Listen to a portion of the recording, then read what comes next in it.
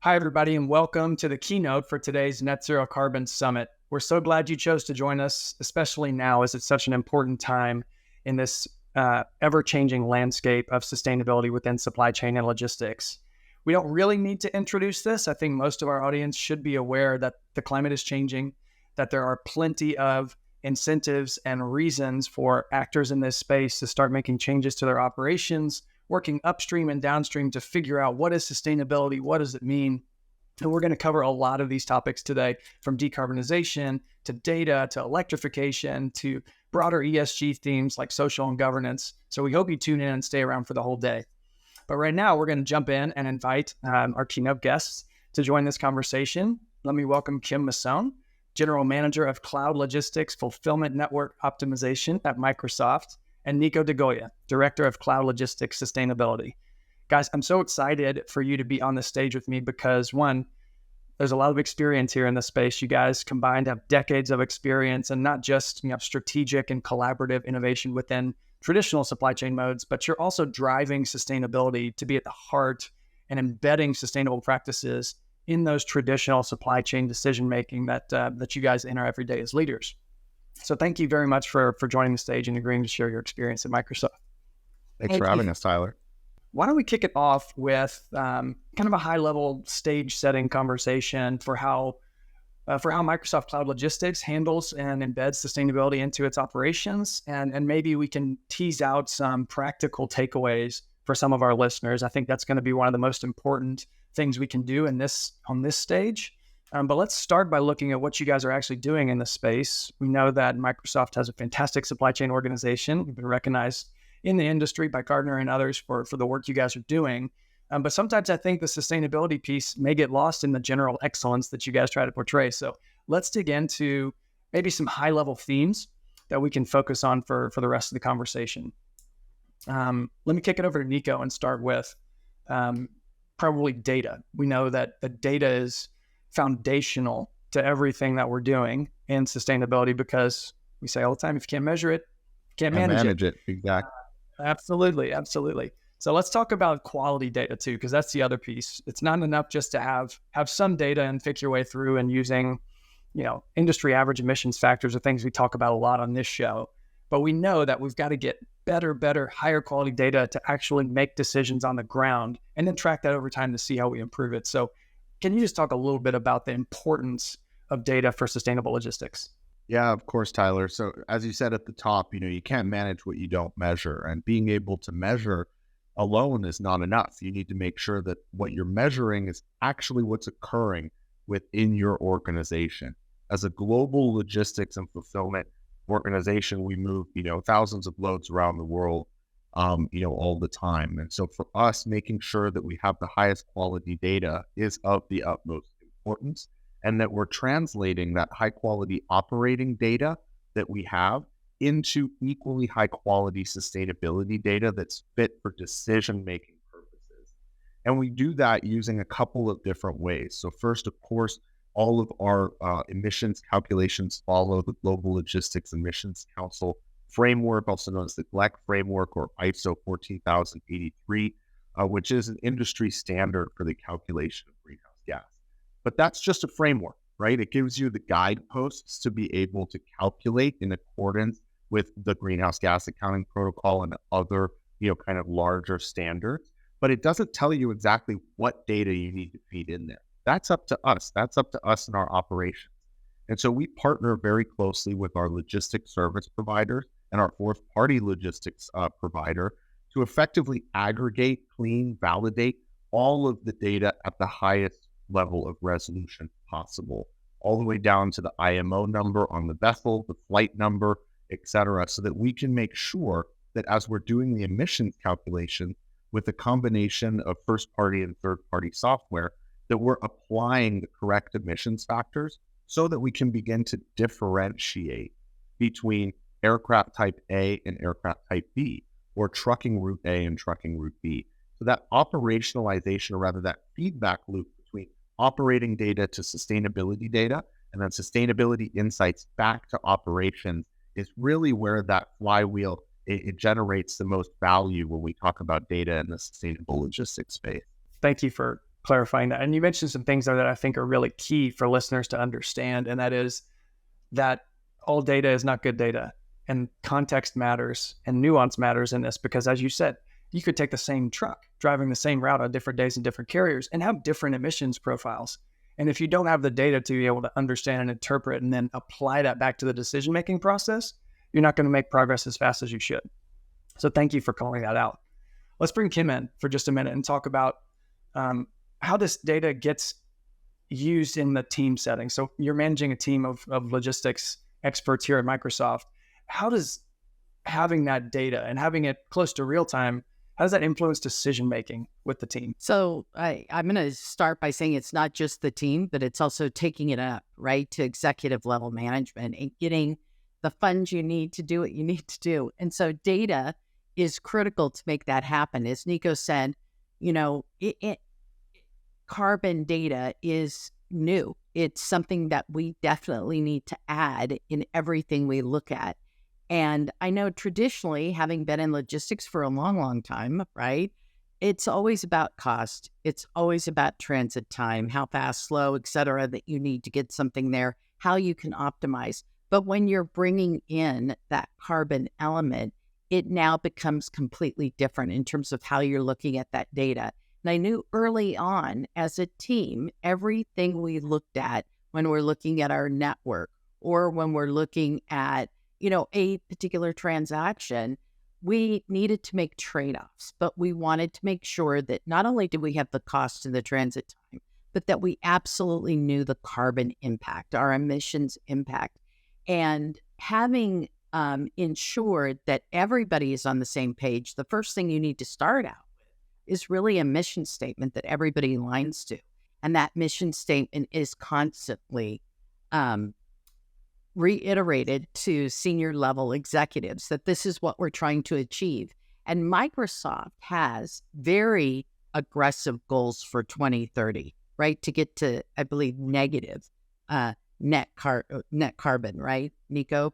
So we had to have a full, mission statement. So with that, Nico, what's our mission statement? Yeah. So Kim challenged us as a team to figure out how do we actually embed sustainability as a way of working across the organization in logistics and fulfillment here in the cloud supply chain. And so just over a year ago, we articulated a new mission, which is that we strive to design and execute the world's most innovative, efficient, and sustainable logistics network of any hyperscaler organization on the planet. And that really enables us to pull everybody together, as Kim said. You have to align the entire organization behind what we call a direction of travel. Where are we going on sustainability? And we want to be number one. It's bold, but I think if you don't have that foundation, you're not going to have clarity for the team and or your organization and supply chain, and it doesn't give you the focus that you need.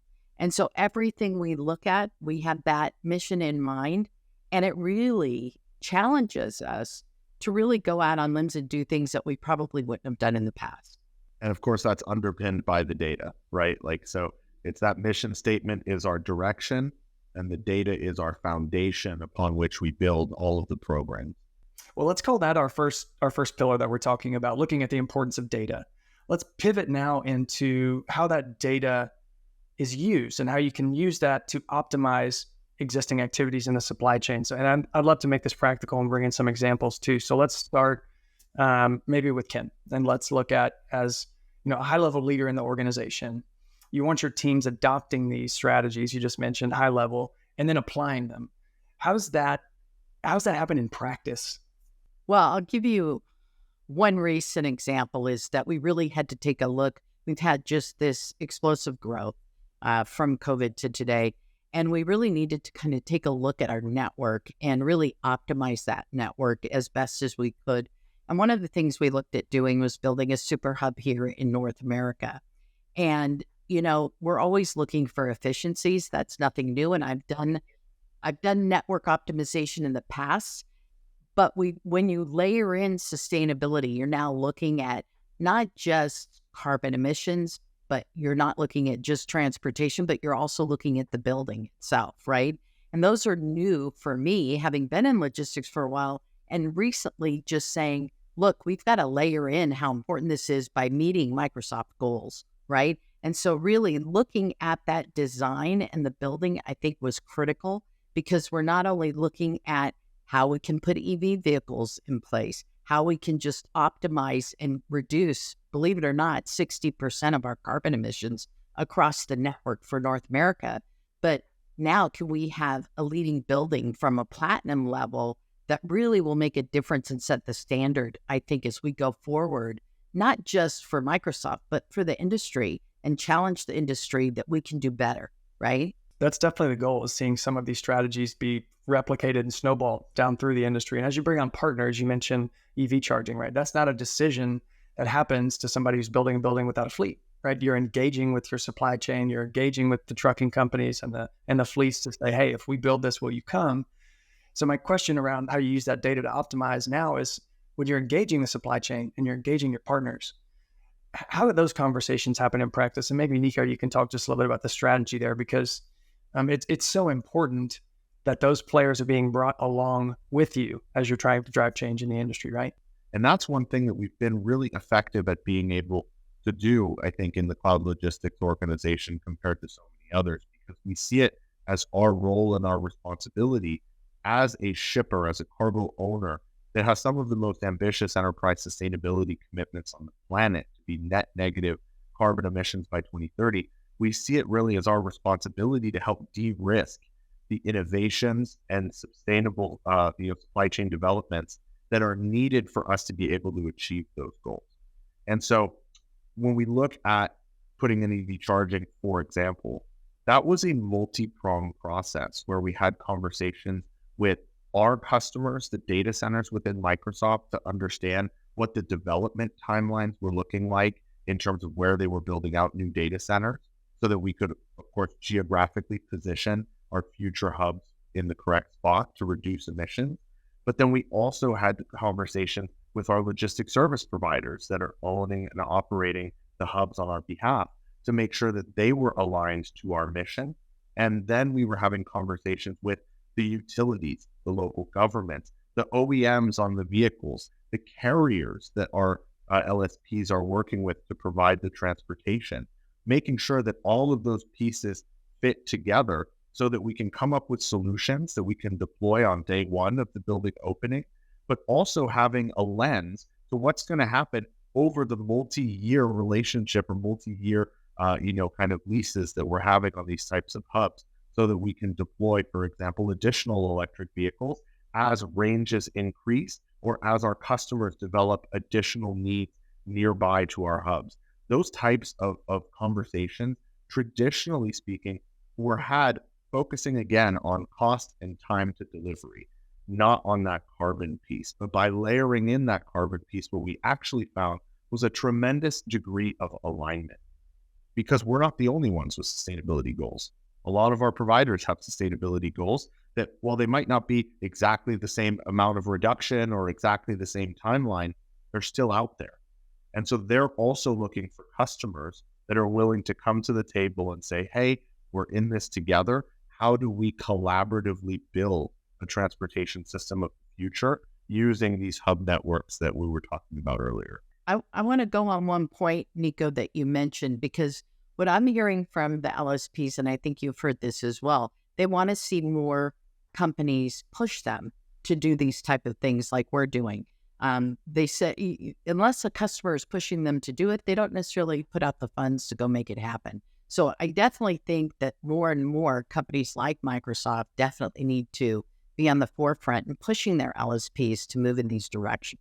That's good context. And I have a question around that comes into the reality of executing on it, which is, when we're adding or incorporating sustainability principles and measurement into the way we're designing networks or optimizing routes or doing any of these strategic initiatives, how long does it take an organization to get to where that's part of their culture?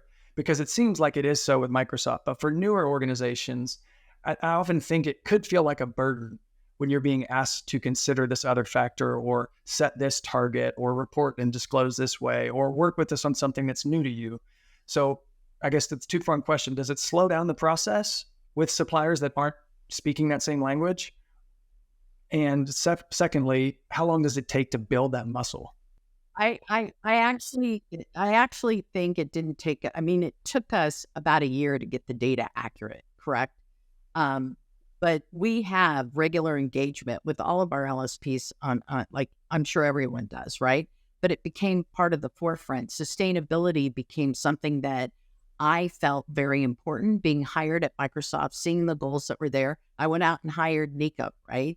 And that was the first time that I think in my career, I've ever hired someone that is focusing just on sustainability, right? In the logistics world. So I think you have to be intentional, you have to be focused, and you have to make sure it's at the forefront of all the discussions you have with your LSP. But I would say it took us about a year to get where it's just a part of our vernacular. I mean, just a part of our regular discussions that we do have. And again, it's part of the 3 C's. We call it 3 C's: cost, cycle time, as well as carbon. And it's just become a standard in terms of how we do business. And so I don't know if that helps. I don't know if you have anything to add, Nico. Totally agree with Kim, with your characterization that, basically took us a year to get the data right, but it took us less time than that to start to embed it into the conversations that we were having with our suppliers. I'd say within the first 3 months of Kim launching our organization on this direction of travel that we're on now, of wanting to become the most efficient, innovative, and sustainable organization that we can possibly be, we were asking our suppliers to start conversations with us around, hey, what does the carbon impact of this decision that we're making look like from your perspective? And I think something else, Tyler, that maybe we pause here for just a second, but that we can tie back to the data side, is that when we were making the decision around how do we structure our data program around carbon, one of the intentional decisions that we made was actually not to ask for carbon data from our logistics service providers. And I think that that's something that we're seeing a lot in the market, is cargo owners that are asking their logistics service providers to provide them with high quality carbon data, when these are logistics companies. These aren't climate consultancies. These aren't climate change experts, right? They're experts. Our logistics service providers are expert, some of the best in the world at moving cargo safely, securely, on time, at cost-effective rates with no damage from point A to point B. That is what they do well for us.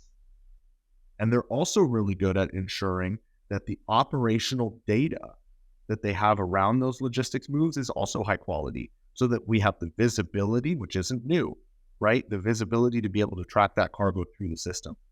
That translation, though, between that high quality operational data and sustainability data is something that we decided to internalize on ourselves, so that we weren't burdening our suppliers and muddying the conversation with them, asking for them to do all of that carbon accounting and then explain it back to us. We took the responsibility to educate ourselves, to develop the tools and systems within our ecosystem. And a lot of this is stuff that, again, is available for purchase or available for licensing off the shelf, that we were able to pull in so that we could get those insights and have a higher quality conversation with our carriers and with our logistics partners. Because if we're coming to the table saying, hey, we were analyzing the data on operations and on sustainability, and we're finding these opportunities for us to move the needle, what do you think? They can then focus instead on telling us what are the operational challenges or considerations that need to be taken into account if we're to deploy that type of solution versus this other solution over here. And I think that that's really important. It's just making sure that in the relationships that we have, we're all playing to each other's strengths, right? And that's what we're trying to drive in the program. And so I don't think that it actually slows down the pace of conversation. I think that it enables us to accelerate the conversation because we come to the table already with a pretty clear understanding of what the carbon side is, and we're relying on our transportation partners to do what they do well, which is transportation. That is so encouraging to hear. And then something that I hope is probably the biggest takeaway for our listeners as part of this discussion is, one, you've got to have a common language with everybody. And two, you've got to play to your strengths and be able to work together collaboratively, because this is not a quarter RFP solution that we're trying to solve for here.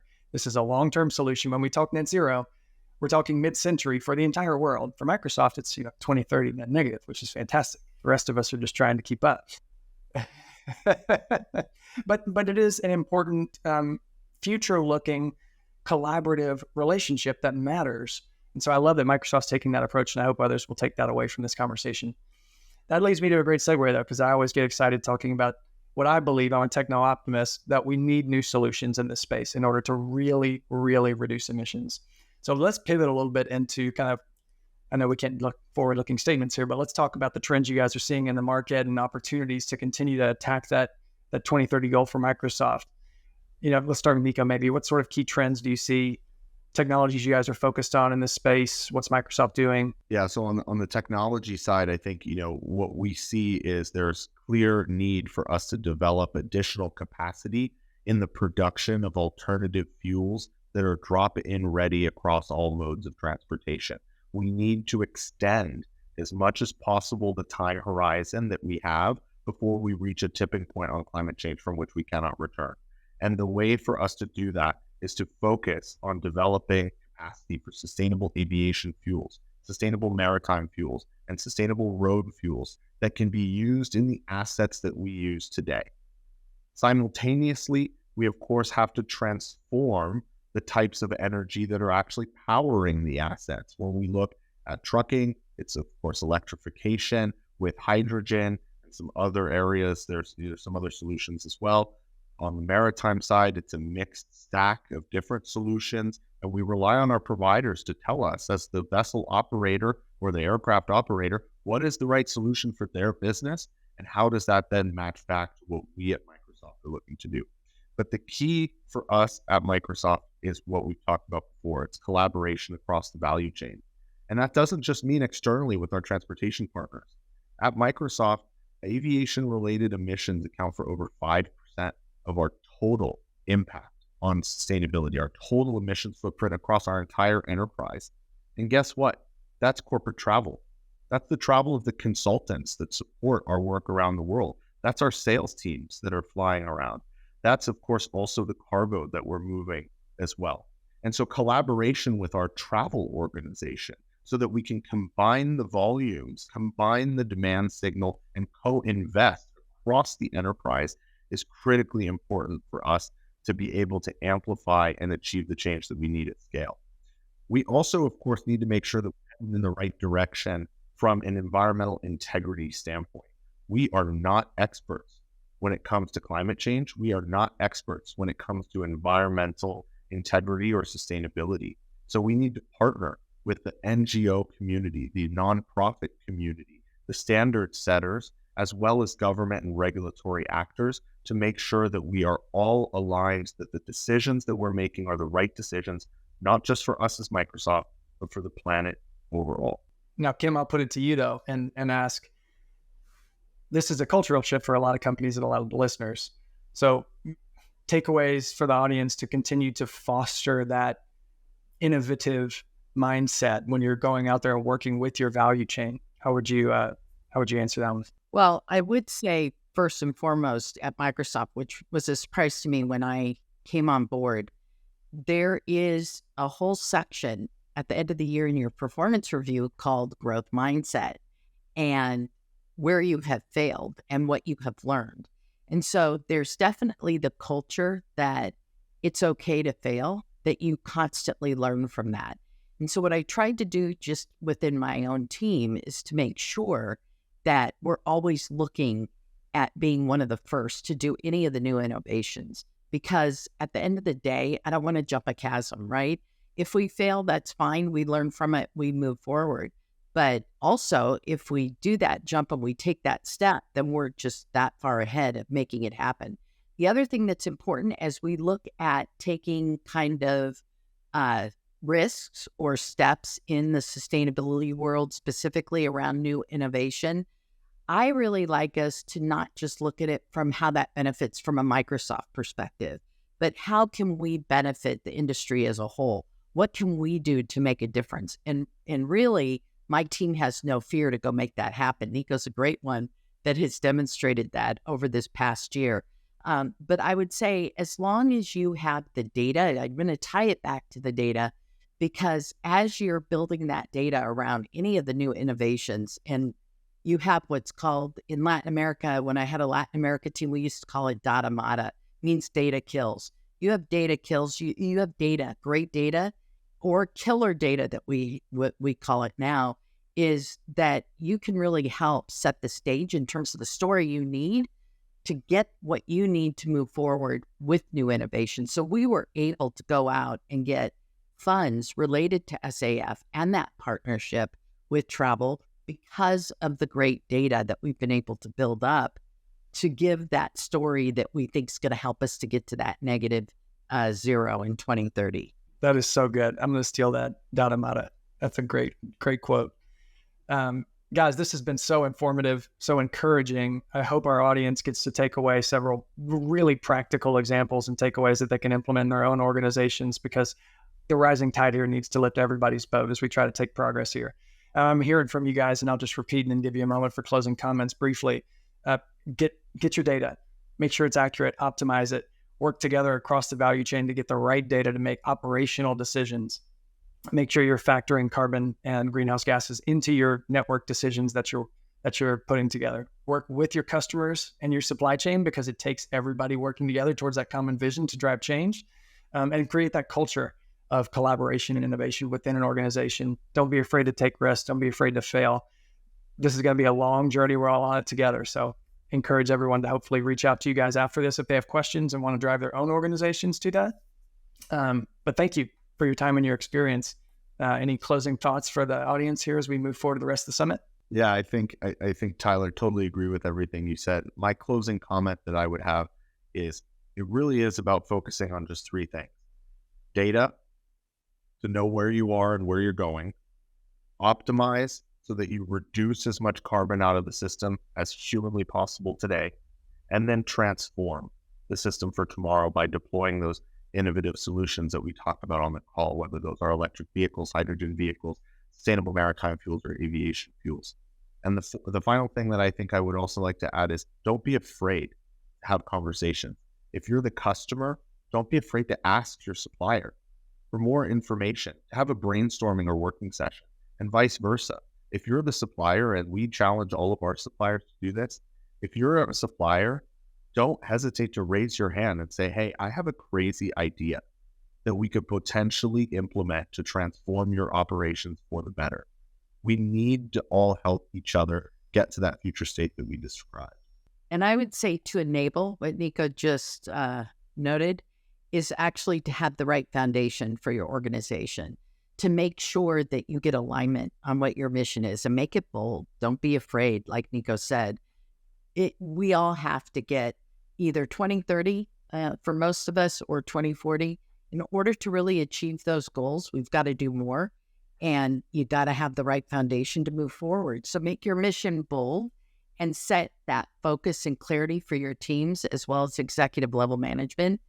You'll find it'll make a big difference as you move forward. I'm really grateful for you two taking the time out to spend with me and with our audience today. And thanks for the audience for tuning in. Look forward to the rest of the summit. Stick around, get active in the chat sessions, and we continue on this journey together. Thanks, y'all.